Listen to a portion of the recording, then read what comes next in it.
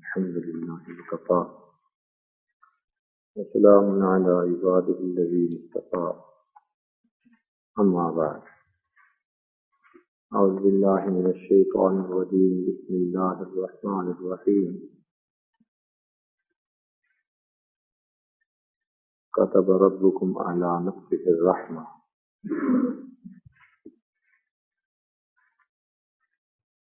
قال الله تعالى في مقام آخر إن رحمتي وسعت كل شيء سبحان ربك رب العزة عما يصفون وسلام على المرسلين والحمد لله رب العالمين اللهم صل على سيدنا محمد وعلى آل سيدنا محمد وبارك وسلم اللهم صل على سيدنا محمد وعلى آل سيدنا محمد وبارك وسلم اللهم صل على سيدنا محمد وعلى آل سيدنا محمد وبارك وسلم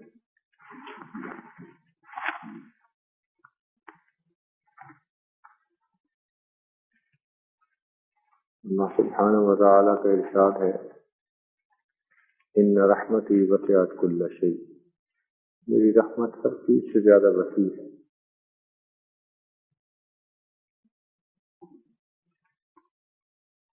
اللہ رب العزت کی مختلف صفات ہیں اور ہر صفت کے بدلے اللہ کا ایک نام ہے۔ ہر صفت کے بدلے اللہ رب العزت کا ایک نام ہے، چونکہ اس کی صفات کی انتہا نہیں، اس لیے اس کے ناموں کی بھی انتہا نہیں۔ چنانچہ نبی علیہ السلام نے دعا مانگی، اے اللہ میں تیرے ہر اس نام کے بدلے دعا مانگتا ہوں جو تو نے اپنے انبیاء میں سے کسی کو سکھا دیا یا اپنے فرشتوں میں سے کسی کو اس کا علم دے دیا یا کسی کو پتہ نہیں اور تیرے علم میں ہے، میں تیرے ان ناموں سے بھی دعا مانگتا ہوں جس کے ناموں کی نہیں ہے انتہا، ابتدا کرتا ہوں اس کے نام۔ تو اس پروردگار کی صفات کی انتہا نہیں، وہ ہماری سوچ سے دھیان سے بلند و بالا ہے۔ تاہم اس کی جو صفت رحمت ہے یہ باقی صفات کے غالب ہے۔ اللہ تعالیٰ کی ایک صفت غضب ہے، اس پر رحمت کی صفت غالب ہے۔ ان رحمتی وسعت غضبی، فرمایا میری رحمت میرے غضب پر غالب ہے۔ کیا مطلب ہے؟ مطلب یہ ہے کہ اللہ رب العزت نے بندوں کو عذاب کے لیے نہیں پیدا کیا، بندوں کو ثواب کے لیے پیدا کیا۔ یعنی وہ چاہتے ہیں کہ میرے بندے میرے ثواب میں رہیں۔ اس کی مثال وہ سمجھیے کہ جیسے ایک بندے نے پیپر کی مارکنگ کرنی ہو اور پہلے سے وہ نیت لے کے بیٹھا ہو کہ میں نے اسے پاس کرنا ہے، اور جہاں اس کو کوئی چھوٹا سا بھی بہانہ ملے تو وہ نمبر فوراً دے دیتا ہے، چونکہ اس نے ذہن میں ایک بات طے کر لی ہوتی ہے کہ میں نے اس بندے کو پاس کرنا ہے۔ جہاں جہاں موقع ملتا ہے اس کو پاس کرنے کی کوشش کرتا ہے، زیادہ سے زیادہ نمبر دینے کی کوشش کرتا ہے۔ اور کئی مرتبہ آپ نے دیکھا ہوگا کہ ذہن میں رکھ لیتا ہے بندہ کہ میں نے اسے فیل کرنا ہے۔ اب جب ذہن میں رکھ لیتا ہے تو جہاں بھی وہ نمبر کاٹ سکتا ہے نا وہ چھری پھیرنے کی کوشش کرتا ہے، چھوٹی چھوٹی چیزوں کو بھی بڑا سمجھ کے بڑا بنا کر وہ اس کے نمبر کاٹتا ہے، کیونکہ اس کی نیت شروع میں یہ ہوتی ہے کہ اس کے نمبر کاٹتے ہیں۔ تو یوں سمجھیے کہ اللہ رب العزت کی نیت یہ ہے کہ ہم اس کی جنتوں میں رہیں، اس کی رحمت کے سائے میں رہیں، نیت یہ ہے، وہ چاہتے یہ ہے، اور اس کے لیے اس کی رحمت بہانے ڈھونڈتی ہے۔ تو اللہ تعالیٰ نے اپنے بندوں کو عذاب کے لیے نہیں بنایا، اپنے بندوں کو ثواب کے لیے بنایا۔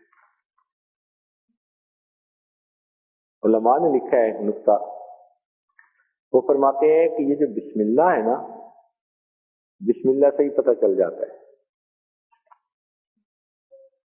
اگر کوئی بندہ ناراض ہو نا تو وہ جب پہلے دو لفظ لکھتے ہیں نا تو ان سے ہی اجنبیت ظاہر ہوتی ہے. خط لکھتے ہیں کسی کو تو پہلے دو تین لفظوں سے ہی اجنبیت ظاہر ہو جاتی ہے. رخ کی بات، تعلق کی جیسے کوئی نہیں.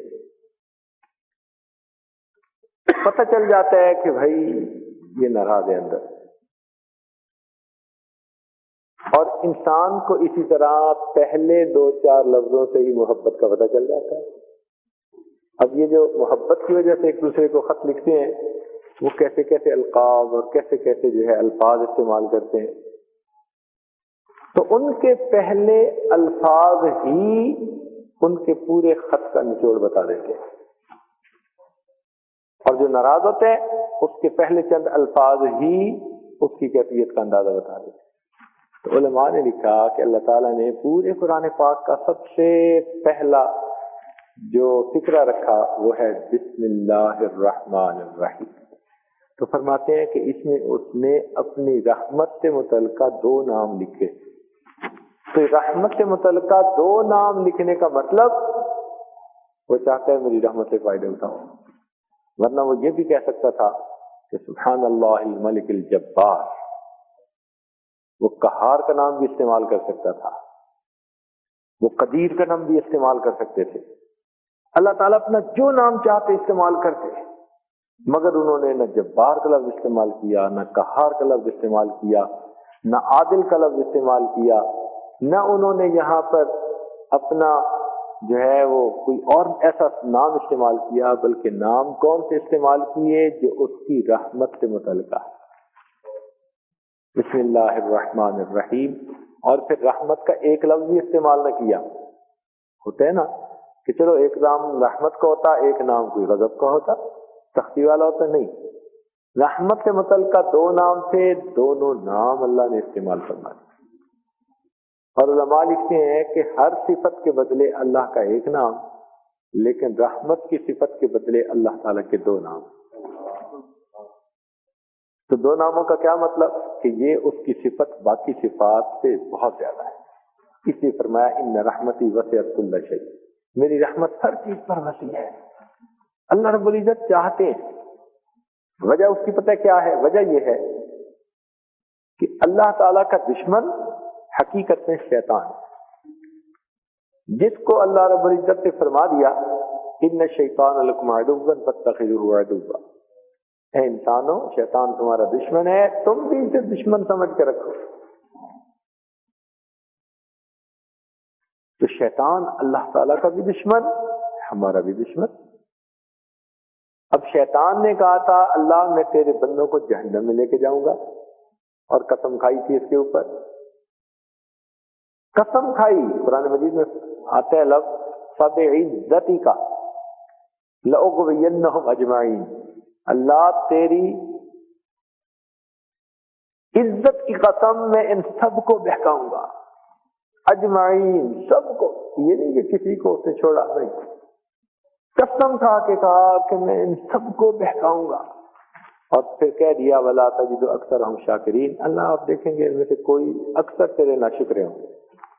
تو چونکہ شیطان نے اتنا بڑا بول دیا، اب رحمان نے بھی فرمایا کہ اچھا اگر میرے بندے گناہ کریں گے کبھی تو میرے در پہ آئیں گے. اگر یہ میرے در پر آئیں گے تو یاد رکھنا میں ان کے کیے ہوئے سب گناہوں کو معاف کر دوں گا. اب ہمارے سامنے زندگی کا دو معاملہ ہے.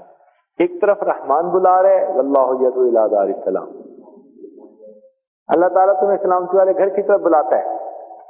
اور دوسری طرف شیطان ہے، فرمایا انما یدعو حزبہ لیکونوا من اصحاب السعیر، جو آج حافظ صاحب نے ماشاءاللہ آج کی رت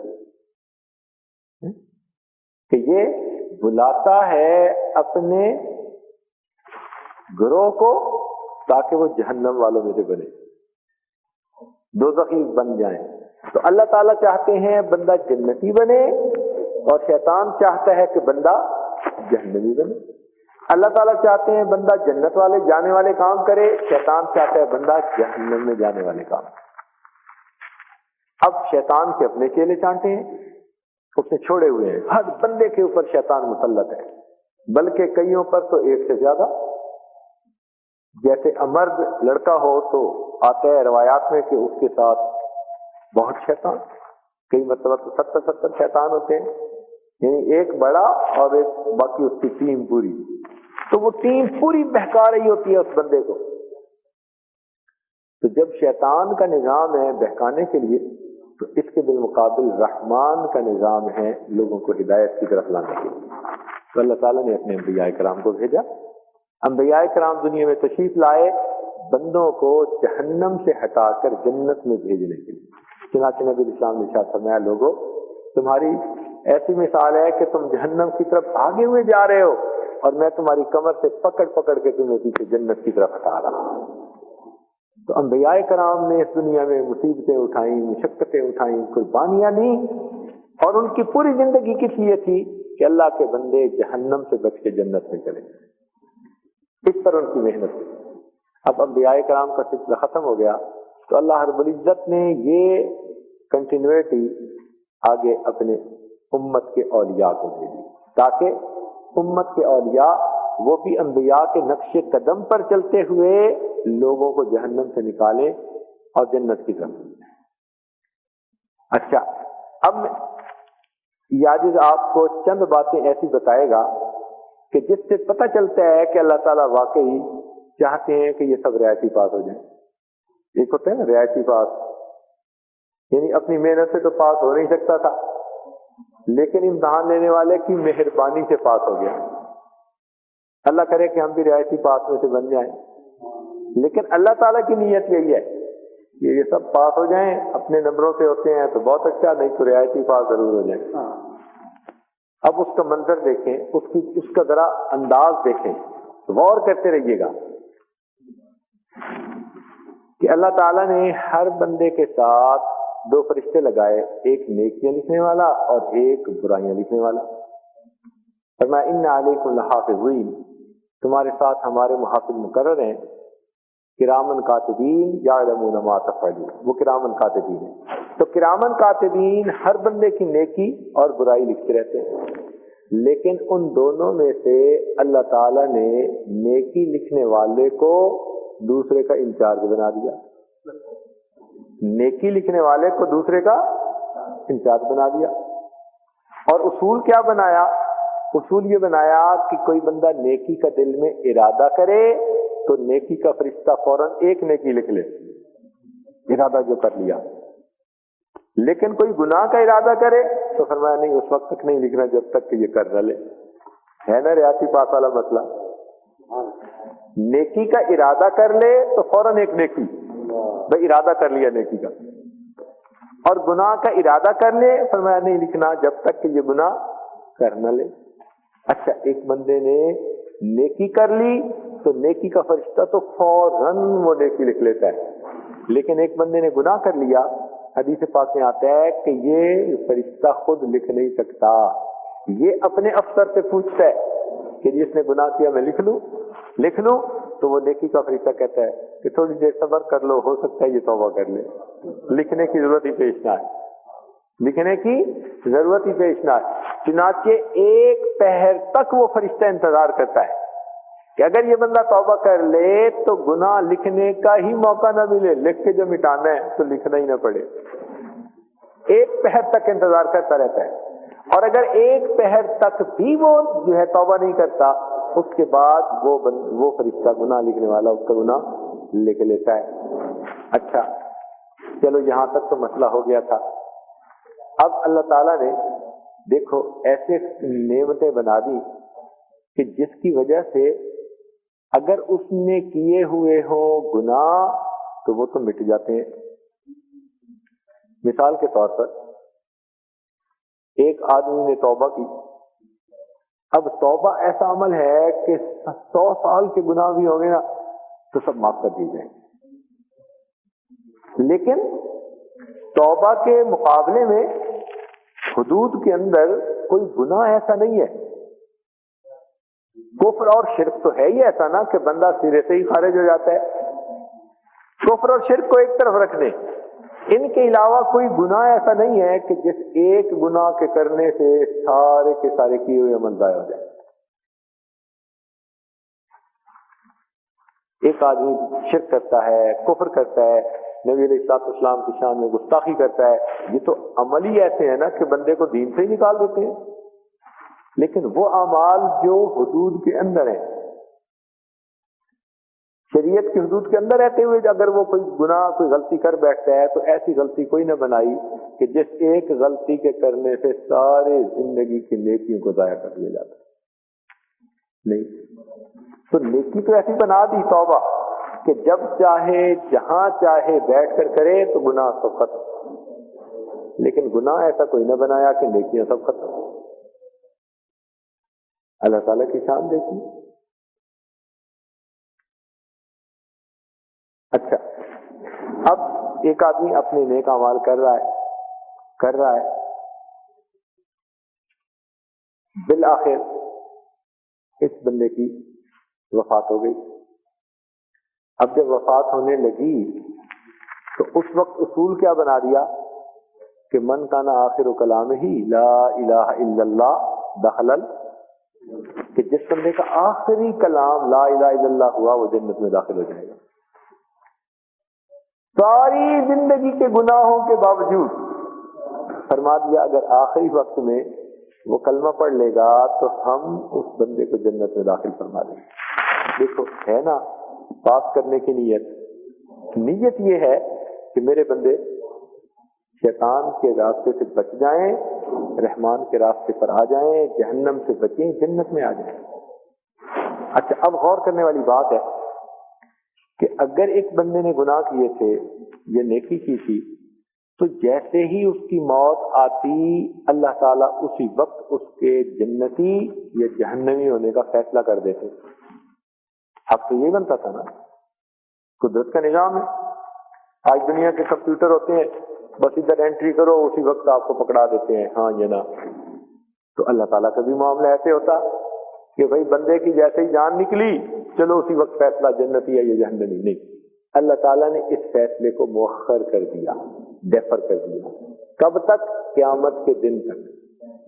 اب مرنے سے لے کے قیامت کے دن تک یہ جو فیصلے کو ڈیفر کر دیا اس میں بھی اللہ کی رحمت چھپی ہے. کیوں؟ اللہ تعالیٰ چاہتے تھے کہ ہو سکتا ہے اس کے لیے کوئی مغفرت کا سبب بن جائے، کوئی مغفرت کا بہانہ بنا جائے. چنانچہ وہ مغفرت کے بہانے کیا بنتے ہیں؟ فرمایا کہ یہ آدمی فوت ہوا، ابھی فوت ہونے کے فوراً بعد ہم اس پر سٹیمپ نہیں کرتے کہ یہ جہنمی ہے. نہیں، ابھی اس کا سلسلہ چل رہا ہے. فرمایا کہ اگر اس بندے کی اس کو نہلا دو، کفنا دو. اب جب نہلا دیا کفنا دیا تو یہ آج اس بندہ 2-3 چادروں میں لپٹا ہوا پڑا ہے. زندگی میں بڑے بول بولتا تھا، گناہ کرتا تھا، بھاگتا تھا گناہوں کے پیچھے، لیکن اب دیکھو لاجد لاچار بنا پڑا ہے. چادریں لپٹی ہوئی ہیں، گئی جیب و زینت، گئے اس کے وہ بول، پڑا ہوا ہے. کس لیے ایسا کیا؟ یہ بھی تو حکم دے سکتے تھے کہ جس حال میں مرے اسی حال میں قبر کھودو اور اس کو اندر ڈالو. نہیں، یہ جو کفنانے نہلانے کا بندوبست فرمایا یہ بھی اس لیے کہ میرا یہ بندہ جب اس طرح چادروں میں لپٹا ہوا میرے سامنے پڑا ہوگا آج مسکین بن کر، تو ہو سکتا ہے اس کی عاجزی اور مسکینی پر مجھے رحم آ جائے اور میں اس کے گناہوں کو معاف فرما دوں. تو بخشش کا بہانہ رکھا. اچھا، اگر پھر بھی بخشش نہیں ہوتی تو پھر فرما دیا کہ ہو سکتا ہے اس کے پیچھے جنازہ پڑھنے والے بہت ہوں.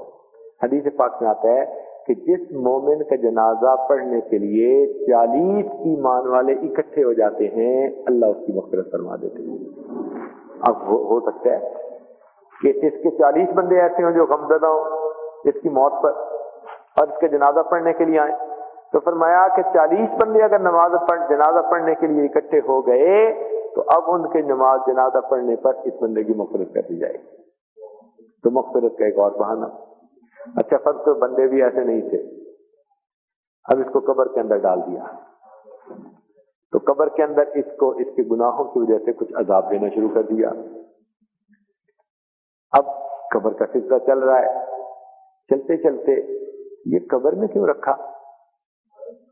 اللہ تعالیٰ اسی وقت اس کے لیے پکا جہنم کا فیصلہ کر دیتے کہ یہ گناہگار، اب تو یہ مر بھی گیا اور مرتے ہوئے بھی اس پر برائی غالب رہی، تو اب اس کو قبر میں رکھنے کا کیا مطلب؟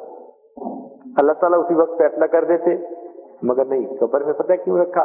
اس لیے رکھا کہ ہو سکتا ہے اس کے دوستوں میں سے، عزیز رشتہ داروں میں سے کوئی بندہ ایسا ہو جو پڑھ کے اس کو ثواب بھیجنے والا ہو، پڑھ کے ثواب بھیج۔ چنانچہ کئی مرتبہ ماں باپ قبر میں ہوتے ہیں اور پیچھے بچے حافظ قرآن ہوتے ہیں، عالم دین ہوتے ہیں، وہ نیکیاں کر رہے ہوتے ہیں، ماں باپ کے ان جو ہے عذابوں کو ختم کیا جا رہا ہے۔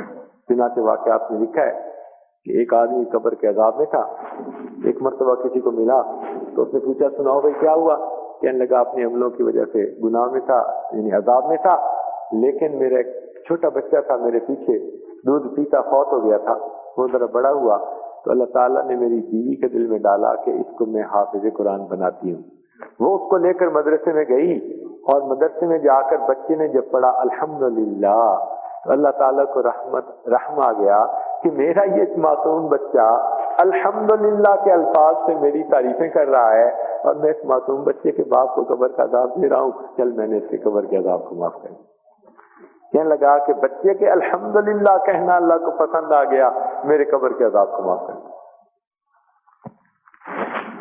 اچھا، اس کے رشتہ داروں میں سے بھی کوئی ایسا نہیں کہ جو اس کو کچھ پڑھ کے بھیجے، اس کی طرف سے حج کرے، اس کی طرف سے عمرہ کرے، اس کی طرف سے کوئی صدقہ خیرات کرے، نیکی کا کام کرے، اس کے لیے مغفرت کی دعا کرے، ایسا بھی کوئی نہیں، اولاد بھی اس کی کوئی نہیں، اور یہ فوت ہو گیا اور قبر کے اس عالم میں ہے۔ تو فرمایا کہ اچھا اگر اس کا اپنا کوئی نہیں، ہو سکتا ہے کوئی ایمان والا ایسا ہو۔ چنانچہ ہم جب نماز پڑھتے ہیں تو دیکھو کیسی جنرل دعا مانگتے ہیں، اللہم اغفر لی وللمؤمنین والمؤمنات والمسلمین والمسلمات۔ اب ان الفاظ میں اپنے پرائے کا مسئلہ ہی کوئی نہیں، کوئی بھی بندہ ایمان والا گزرا ہے تو اس کے لیے مغفرت کی دعا۔ اب اولیاء بھی تو دعا مانگتے ہیں، اب اللہ کے اولیاء بھی دعا مانگ رہے ہیں اللہ سب ایمان والوں کو بخش دے، سب اسلام والوں کو بخش، تو ہو سکتا ہے کسی کی دعا اس کو لگ جائے، اور اگر نہیں تو ہو سکتا ہے کہ جس قبرستان میں دفن کیا جا رہا ہے اس قبرستان کے قریب سے کوئی نیک ولی میرا بندہ گزر جائے اور وہ گزرتے ہوئے کوئی چند لفظ پڑھ کر ایصال ثواب کر دے اور اس کا ثواب اس بندے کے لیے جہنم سے بری ہونے کا سبب بن جائے۔ قبر میں رکھ لیا، قبر میں کیوں رکھا؟ کہ اس کے لیے مغفرت کا بہانہ بن جائے۔ اچھا، اب فرض کرو کہ قبر میں بھی کوئی ایسا بہانہ نہ بنا، حتیٰ کہ قیامت کے دن کھڑے ہونے کا وقت آ گیا۔ اب غور کیجیے، اب جب قیامت کے دن کھڑا ہونے کا وقت آیا، اب یہ تو اگر یوں فرما دیتے کہ اچھا بھائی قیامت کے دن کھڑے ہو جاؤ، اور کھڑے ہو کر جو گناہ والے ہیں فوراً جہنم میں اور جو نیکی والے ہیں وہ جنت میں، تو اگر اللہ تعالیٰ یوں فرما دیتے تو قیامت کے دن کھڑے ہوتے ہی جہنم والے جہنم میں چلے جاتے۔ بلکہ ہوتا کیا ہے؟ ہوتا یہ ہے کہ جب کسی کو حکومت ملتی ہے نا تو وہ دوستوں کو نوازتا بعد میں ہے، دشمنوں کو سائٹ پہلے کرتا ہے۔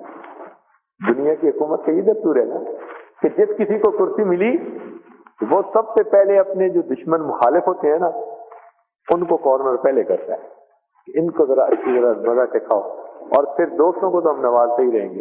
تو دنیا کا دستور کہ دشمنوں کو خبر پہلے لو اور ان کو سزا پہلے دو اور اپنے دوستوں کا معاملہ بعد میں رکھنا، لیکن نہیں، اللہ رب العزت کا معاملہ جدا۔ قیامت کے دن جب کھڑے ہوئے پروردگار فرماتے ہیں وَامْتَعَظُوا الْيَوْمَ أَيُّهَا الْمُجْرِمُونَ، مجرموں آج کے دن میرے نیک بندوں سے جدا ہو جاؤ۔ چنانچہ ان کو جدا کر دیا۔ حدیث پاک میں آتا ہے امت کے جتنے لوگ ہوں گے نمازی، قیامت کے دن ان کے وضو کے اعضاء وہ نور کی وجہ سے چمکتے ہوئے ہوں گے، روشن ہوں گے، روشن چہرے ہوں گے، کھلے ہوئے چہرے ہوں گے۔ چنانچہ جب کھلے ہوئے چہرے ہوں گے، روشن چہرے ہوں گے تو یہ سارے ایمان والے ایک طرف ہو جائیں گے۔ اب سارے ایمان والے جب ایک طرف ہو گئے تو ایک طرف گناہگار کھڑے ہیں اور دوسری طرف نیک لوگ کھڑے ہیں۔ اب پروردگار کی رحمت کا اندازہ لگائیے کہ اللہ تعالیٰ نے ان میں سے جو نیک تھے ان کو پہلے حکم دیا کہ تم جنت میں جاؤ. جہنمیوں کو پہلے نہیں بھیجا کہ بھائی ان کو پہلے بھیج دو جہنم میں سزائیں دینے کے لیے، بعد میں اپنے نیک لوگوں کو جنت میں داخل کروں گا. نہیں، جہنمی کھڑے ہیں، جنتیوں کا فیصلہ پہلے. وَسِيقَ الَّذِينَ اتَّقَوْا رَبَّهُمْ إِلَى الْجَنَّةِ زُمَرًا، ان کو جماعت در جماعت، گروہ در گروہ جنتیوں کو جنت میں لے جایا جائے گا. اور جب جنت میں لے جایا جا رہا ہوگا اس وقت جہنمی کھڑے ہوئے ان جنتیوں کو دیکھ رہے ہوں گے. اب یہ بھی تو تھا کہ جہنمیوں کو جہنم میں ڈالا جاتا اور ان کا حشر جنتی دیکھتے کہ دیکھو کیسے ان کو جو ہے فرشتے دھکے دے دے کے لے جا رہے ہیں. لیکن نہیں، اللہ تعالیٰ کی رحمت کا تقاضا کیا تھا کہ جہنمی تو ابھی کھڑے ہیں اور جنتی پہلے جنت میں بھیجے جا رہے ہیں. اب جب جنتی جنت میں بھیجے جا رہے ہیں تو یہ جہنمی ان کو دیکھیں گے تو یہ ان میں سے کچھ لوگوں کو پہچانیں گے، کچھ لوگوں کو پہچانیں گے. یہ تو ہماری مسجد کے خطیب صاحب تھے، یہ تو میرے پیر صاحب جا رہے ہیں، یہ تو میرے فلاں دوست جا رہے ہیں، یہ تو ہمارے رشتے دار جا رہے ہیں، یہ تو میرا بیٹا جا رہا ہے، یہ تو فلاں جا رہا ہے. وہ پہچانیں گے. جب پہچانیں گے تو اس وقت وہ جنتیوں سے یہ کہیں گے کہ جی دیکھیں ہم تو آپ کو پہچانتے ہیں، فلاں موقع پر آپ ہمارے گھر آئے تھے، میں نے دعوت کی تھی، میں نے آپ کے آگے پانی رکھا تھا، آپ کو پانی پینے کی ضرورت تھی، تو آپ جو جا رہے ہیں تو اب آپ کو تو پروانے ہاتھ میں مل گئے. جنتیوں کو چلنے سے پہلے جو نام اعمال ہوگا وہ دائیں ہاتھ میں مل جائے گا. حدیث پاک میں آتا ہے جب ان کو علیحدہ علیحدہ کر دیا جائے گا نا تو نام اعمال اڑتے ہوئے آئیں گے اور جنتیوں کے دائیں ہاتھ میں، یعنی جیسے کوئی چیز پتے اڑ کے آ رہے ہوتے ہیں تو آدمی اچھل اچھل کے پکڑتا ہے، تو جنتی اس طرح اپنے نام اعمال کو پکڑ لیں گے. جب نام اعمال ان کے دائیں ہاتھ میں آ جائیں گے نا تو دائیں ہاتھ میں نام اعمال کے آنے کے بعد جنتیوں کو یقین ہو جائے گا کہ اب اللہ کے جو ہے رحمت ہمیں ضرور ملے گی، اب ہم سزا سے بچیں گے. کیونکہ نام اعمال ہاتھ میں ہوگا نا، ہاتھ میں آتے ہی ان کو وہ جو غم ہوگا نا وہ ٹل جائے گا ان کے دماغوں سے، اور وہ محسوس کریں گے کہ اب اللہ تعالیٰ کی ہم پر رحمت ہو گئی. اس لیے خوشی خوشی اپنے نام اعمال لوگوں کو دکھائیں گے، کہیں گے ہاں مقرؤ کتابیہ، اور بھائی میرا نام اعمال پڑھو، انی ظننت انی ملاق حسابیہ فہو فی عیشۃ راضیہ. سبحان اللہ. تو ان کی تذکرے ہوں گے کہ وہ تو بڑے اللہ کی نعمتوں میں ہوں گے. تو جب ان کو نام اعمال مل جائیں گے، اب نام اعمال ملنے کے بعد ان کو بھیجیں گے تو جہنمی ان کو دیکھ رہے ہوں گے، جہنمی پہ پہچانیں گے. جہنمی کہیں گے کہ بھائی ہم تو فلاں موقع پر آپ سے ملے تھے اور آپ کو پانی کی ضرورت تھی اور آپ نے پانی مانگا تھا تو جناب میں نے آپ کو پانی لا کے دیا تھا. وہ کہے گا ہاں مجھے یاد آیا کہ تو نے مجھے ایک مرتبہ پانی پلایا ہوگا. تو یہ جنتی کہے گا کہ اچھا اب آپ تو جا ہی رہے ہیں جنت کی طرف تو آپ سفارش کر دیجئے، کیونکہ ان لوگوں کو جنت کے پروانے ہاتھ میں مل چکے ہوں گے، اس لیے اب جنتیوں کو شفاعت کا حق مل جائے گا، اختیار مل جائے گا، اللہ کی رحمت مل جائے گی. لہذا جنتی ان کی سفارش کریں گے. حدیث پاک میں آتا ہے کہ ایک جنتی کو پیالہ پانی پلانے پر جہنمی کو بھی اللہ جنت میں بھیج دیں گے. اللہ تعالیٰ مہربانی کرو فرمائیں گے اچھا جنتی ہو تم تو جنت میں جا رہے ہو، جو تمہارے واقف ہیں، جو تمہیں جو ہے نا وہ پہچان والے ہیں، تم اکیلے نہ جاؤ، ان سب کو لے کے چلے جاؤ. چنانچہ ایک عجیب واقعہ لکھا ہے کہ ایک فقیر کھڑا ہوگا اور وہ فقیر جو ہے اللہ رب العزت کے سامنے پیش ہوگا. اللہ تعالیٰ فرمائیں گے میرے بندے میں نے تھوڑے رزق تیرا لکھا، تو بوڑھا تھا اور تیرے پاس کچھ کھانے کو نہیں ہوتا تھا، فاقے ہوتے تھے، تو دنیا لوگوں کے دروازے پہ جاتا تھا، بھیک مانگتا تھا، ٹکڑے ٹکڑے لے کے کھاتا تھا. میرے بندے میں نے دنیا میں تھوڑا رزق لکھا مگر تو اس پر راضی رہا تو ہمیں تیرا صبر پسند آیا، آج ہم تیرے تھوڑے عملوں پہ راضی ہیں، چل تیرے لیے جنت کا فیصلہ کر دیا. جب اللہ تعالیٰ اس سے کہیں گے جنت کا فیصلہ کر دیا تو وہ فقیر کھڑا رہے گا. تو اللہ تعالیٰ پوچھیں گے کہ میرے بندے جنت کا تیرے لیے فیصلہ ہو گیا اور تو ابھی تک کھڑا ہے، جا نہیں رہا. وہ کہے گا یا اللہ میں کیسے جنت کی طرف جاؤں جبکہ جن کے دروازوں پہ جا کے میں ٹکڑے مانگتا تھا وہ لوگ ابھی پیچھے ہی کھڑے ہیں. تو مجھے اچھا نہیں لگ رہا کہ میں جنت کی طرف اکیلا چلا جاؤں اور وہ لوگ جو مجھے دیتے تھے اور میں ٹکڑے لے کے کھاتا تھا وہ پیچھے ہی کھڑے رہ جائیں. اللہ تعالیٰ فرمائیں گے اچھا پوری زندگی جس نے تمہیں ایک ٹکڑا بھی روٹی دی تم اس بندے کو بھی جنت میں ساتھ لے کے جاؤ. چنانچہ ایک فقیر ہزاروں بندوں کو اپنے ساتھ جنت میں لے کے جائے گا, ہزاروں بندوں کو لے کے. دیکھو اللہ تعالیٰ کی رحمت کا منظر سج رہا ہے, یعنی اللہ تعالیٰ نے منظر ہی سجایا اس طرح ہے کہ وہ چاہتے ہیں جتنے جا سکتے ہیں جائیں, جتنے جا سکتے ہیں جائیں. چنانچہ امتوں کے فیصلے ہوں گے. نبی علیہ السلام نے ارشاد فرمایا کہ اللہ رب العزت نے میرے ساتھ وعدہ فرمایا ہے کہ اے محبوب وَلَسَوْفَ يُعْطِيكَ رَبُّكَ فَتَرْضَىٰ, تیرا رب تجھے اتنا عطا کرے گا کہ تو بس کرے گا, راضی ہو جائے گا. نبی علیہ السلام نے فرمایا میں اس وقت تک راضی نہیں ہوں گا جب تک کہ میرا آخری امتی بھی جنت میں داخل نہیں ہو جائے گا. میں اس وقت تک راضی نہیں ہوں گا. سبحان اللہ. تو نبی علیہ السلام جنت کا دروازے کے اوپر سب سے پہلے جائیں گے. حدیث پاک میں آتا ہے کہ جنتی جو ہے وہ دروازے پر جب جائیں گے تو بلال رضی اللہ تعالیٰ عنہ جا کر جنت کا سب سے پہلے دروازہ کھولیں گے. جنہیں دروازہ تو کھلا ہوگا لیکن جیسے کوئی کواڑ کھولتا ہے, تالے تو کھلے ہوں گے, وہ تو رضوان کھول دے گا پہلے ہی. جنت کے دروازوں کے تالے کھلے ہوں گے, لیکن جب نبی علیہ السلام سواری پر سوار ہو کر چلیں گے تو بلال رضی اللہ عنہ نے اونٹ کی مہار پکڑی ہوگی اور معاذ بن جبل علماء کے سردار ہوں گے, تو علماء کی پوری جماعت معاذ بن جبل لانوں کے پیچھے پیچھے ہوگی. سبحان اللہ. سیدنا صدیق اکبر لانوں صدیقین کے سردار ہوں گے, چنانچہ وہ ان کے پیچھے ہوں گے. سبحان اللہ. اس طرح جو ہے یہ سب حضرات جا رہے ہوں گے. تو جب دروازے کے اوپر پہنچیں گے نبی علیہ السلام نے ارشاد فرمایا کہ ایک عورت ہوگی وہ اتنا تیزی سے جنت کی طرف آئے گی جیسے کہ مجھ سے پہلے جانا چاہتی ہے. اتنا تیزی سے آئے گی کہ جیسے کہ مجھ سے پہلے جانا چاہتی ہے. تو اس سے فرشتے پوچھیں گے کہ تو کون ہے, تو کہاں سے آ گئی بھائی کہ جو اتنا تیزی سے جانا چاہتی ہے, اللہ کے نبی سے بھی بڑھنا چاہ رہی ہے. وہ کہے گی کہ میں وہ بیوہ ہوں, جوانی میں بیوہ ہو گئی تھی اور میں نے دوسرا نکاح اس لیے نہیں کیا تھا کہ میرے بچے کہیں دنیا کے اندر جو ہے در بدر کی ٹھوکریں نہ کھاتے پھریں. میں نے اپنی جوانی اپنے بچوں کے لیے وقف کر دی تھی, اس لیے میں بیوہ ہوں, مجھے اب جنت میں جانے کا جو ہے موقع دینا ہے. اللہ کی اتنی رحمت ہوگی اس کی. چنانچہ نبی علیہ السلام شفاعت فرمائیں گے. حضور صلی اللہ علیہ وسلم نے فرمایا کہ میں سجدے میں سر ڈال کے اللہ تعالیٰ سے دعا کروں گا اور اللہ تعالیٰ کی ایسی تعریفیں کروں گا کہ نہ اس سے پہلے کسی نے کی ہوگی نہ اس کے بعد کوئی تعریف ایسی کرے گا, اور میں اس وقت رو پڑوں گا حتیٰ کہ اللہ تعالیٰ کو میرے اوپر رحم آئے گا. فرمائیں گے اے میرے محبوب آپ روتے کیوں ہیں, سجدے سے سر اٹھا لیجئے. میں کہوں گا اللہ تیرے بندے پریشان ہیں, ان کا حساب شروع فرما دیجئے. اللہ تعالیٰ فرمائیں گے اچھا آپ ان کی شفاعت فرما دیجئے. نبی علیہ السلام فرماتے ہیں کہ میں شفاعت کروں گا اور اللہ تعالیٰ میری امت کو اس شفاعت کی وجہ سے جنت عطا فرمائے, شفاعت کی وجہ سے جنت عطا فرمائے. سبحان اللہ. اللہ تعالیٰ کی عجیب رحمت ہوگی. اور ایک کتاب میں تو ایک عجیب بات لکھی کہ اللہ تعالیٰ فرمائیں گے اچھا میں آپ کی جماعت کو بھیجتا تو ہوں جنت میں, لیکن ان کے درجات کیا رکھے جائیں. نبی السلام فرمائیں گے اے اللہ جنت کے اندر جہاں علماء کی بستیاں ہیں میری ساری امت کو وہیں داخل کر دیجیے. تو اللہ تعالیٰ فرمائیں گے کہ کیا, کہ جہاں علماء کے مقامات ہیں میری ساری امت کو وہاں اس بستی میں اس کالونی میں گھر دے دیجیے. کہیں گے کہ اللہ آپ نے تو خود ہی ان کے عالم ہونے کا جو ہے وہ تصدیق فرما دی تھی.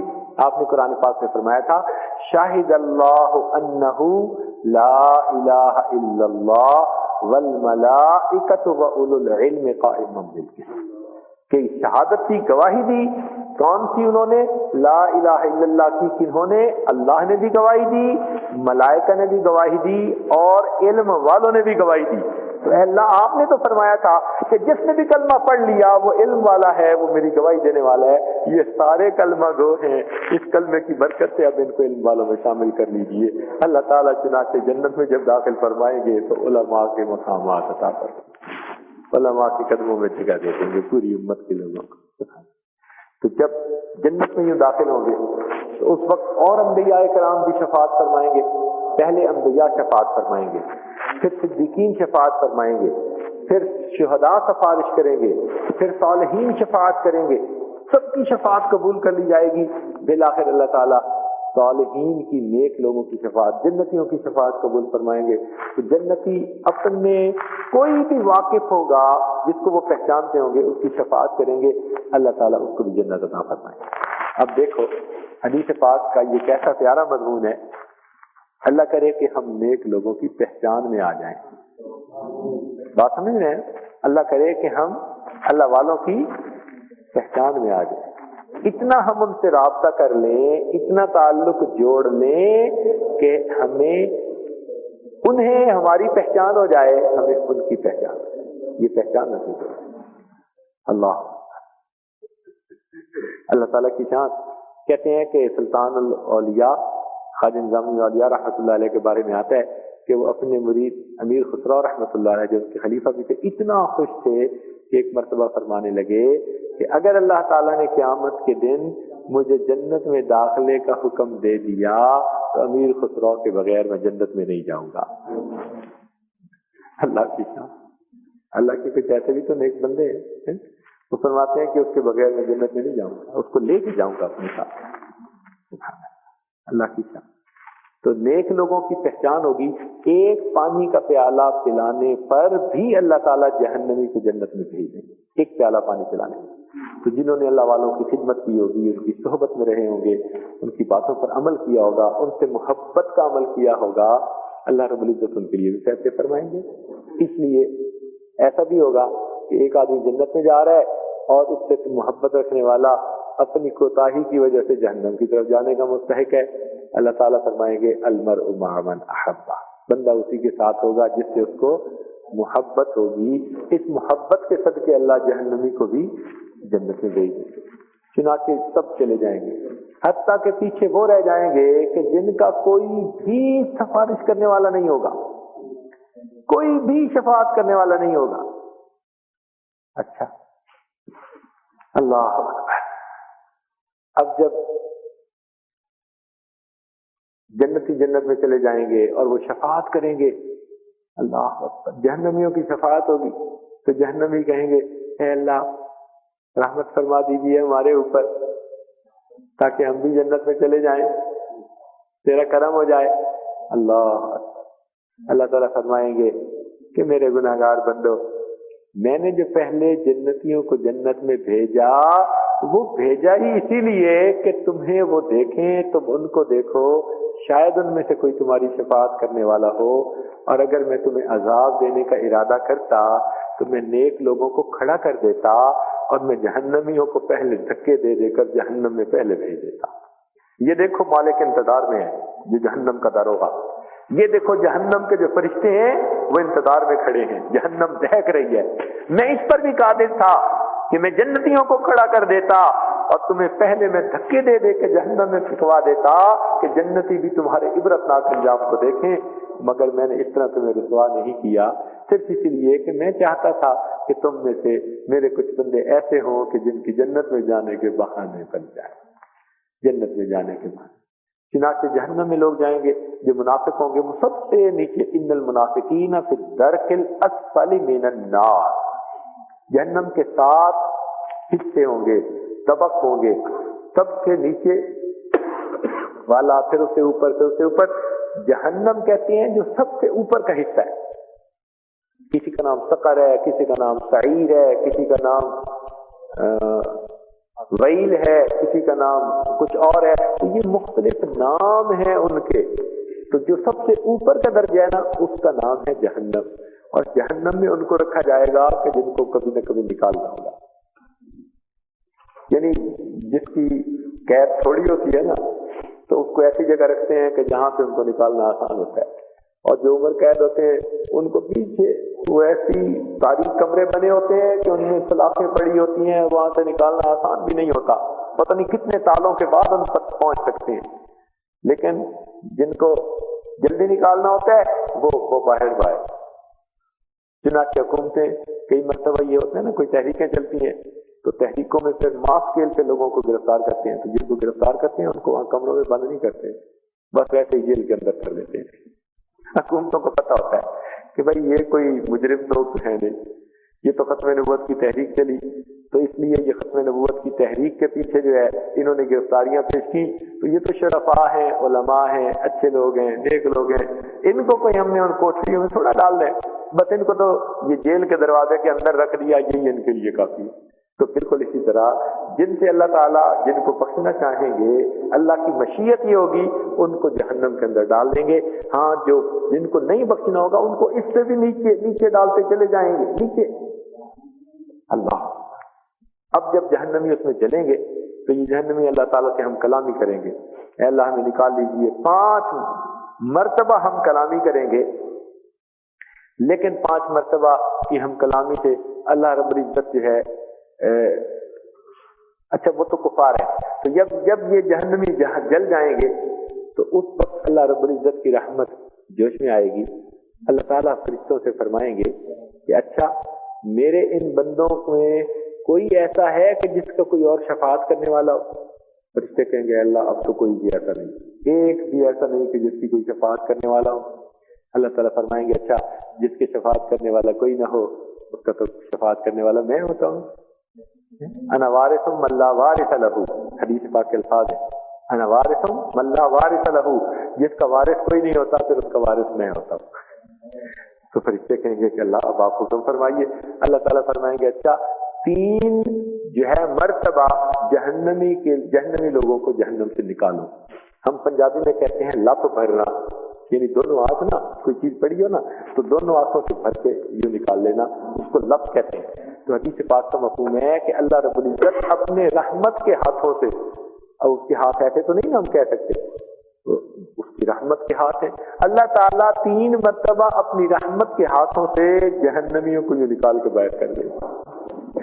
خربوں جہنمی ہوں گے، ہر لفظ میں یوں نکال دیے جائیں گے. تو حدیث پاک میں آتا ہے کہ جب ان کو نکالا جائے گا سب جہنم میں جلنے کی وجہ سے بالکل کالے سیاہ ہوئے ہوں گے اور اربوں خربوں ہوں گے. اب جہنم سے تو ان کو نکال لیا جائے گا.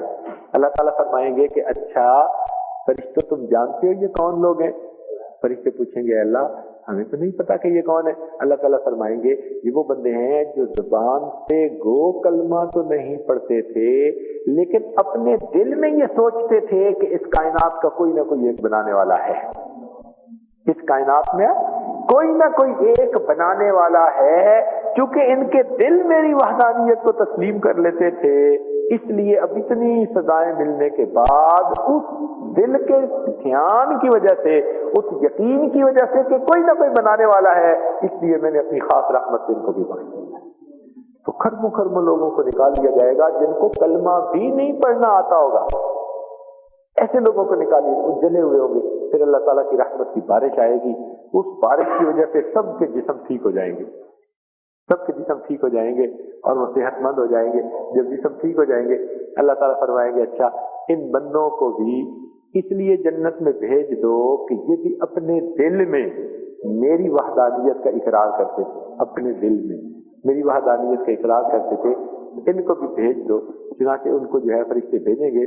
مگر ہوگا کیا؟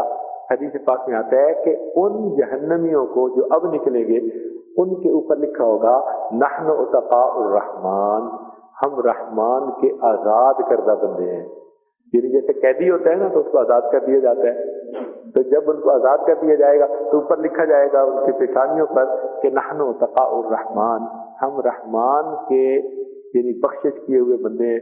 یعنی ان کی پیشانیوں پر لکھا جائے گا کہ یہ رعایتی پاس ہے. عتقاء الرحمن کا کیا مطلب؟ کہ یہ سارے رعایتی پاس ہیں. اللہ کرے کہ ہم ان رعایتی پاسوں میں ہی شامل ہو جائیں.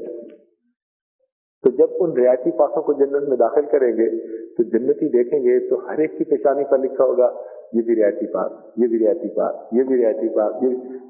تو جنتی لوگ ان سے ملیں گے اور جنتی لوگ ان کے ساتھ مل بیٹھیں گے اور دعوتیں کھائیں گے، لیکن جنتی ان سے مذاق کیا کریں گے، چلو تم تو رعایتی پاس ہو، چلو تم سب رعایتی پاس ہو. اب جب ان کو وہ سننا پڑے گا نا ہم رعایتی پاس ہیں، رعایتی پاس ہیں، رعایتی پاس ہیں، تو کچھ عرصے گزرنے کے بعد جنت میں وہ سارے جو ہوں گے نا رعایتی پاس وہ مل کے کہیں گے کہ یا اللہ آپ نے بخشش تو فرما دی اور جنت میں تو بھیج دیا، لیکن یہ جو اوپر کچھ لکھا گیا ہے نا اس سے پتہ چل جاتا ہے کہ کون اپنے عملوں سے آیا اور کون اللہ کی رحمت سے جو ہے رعایتی پاک بن کے آیا.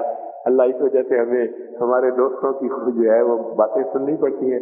اللہ تعالیٰ فرمائیں گے میرے بندو میں نے یہ اس لیے لکھوایا تھا کہ اب تک تو تمہارا کوئی عمل ایسا تھا نہیں کہ جو تمہیں جنت میں لے کے آتا. وہ تو تمہارے دل کا ایک یقین تھا جس کو میں نے قبول کر لیا. اس لیے تمہارے ماتھوں پر لکھ دیا کہ اب تم مجھ سے مانگو گے اور میں تمہارے مانگنے پر تم کو عطا کروں گا. چنانچہ جب وہ جنتی مل کر اس وقت اللہ سے مانگیں گے اللہ تعالیٰ ان کی پیشانیوں سے بھی وہ لیبل ہٹا دیں گے اور ان کو باقاعدہ جنتیوں کے اونچے مقامات عطا فرمائیں گے. تو اللہ تعالیٰ تو چاہتے ہیں میرے بندے جنت میں جائیں. اور اس کے لیے دیکھو اللہ تعالیٰ کی رحمت کیسے بہانے ڈھونڈ رہی ہے, کیسے کیسے بہانے ہیں. اللہ اللہ اکبر کبیرہ. تو جب اللہ تعالیٰ کی رحمت کی بہانے ڈھونڈ رہی ہے تو میرے دوستو ہم اس رحمت سے کیوں نہ فائدہ اٹھائیں. یہ ہماری کتنی کم نصیبی ہوگی کہ ہم پروردگار کی اتنی رحمت سے بھی فائدہ نہ اٹھائیں اور اپنے لیے جہنم میں جانے کا سبب بناتے پھریں.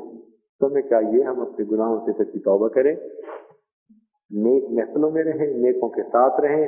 اللہ کرے کہ یہ نیکی ہماری اللہ تعالیٰ کو پسند آ جائے اور اس کی وجہ سے اللہ تعالیٰ قیامت کے دن ہم پر رحمت کی نظر فرما دے.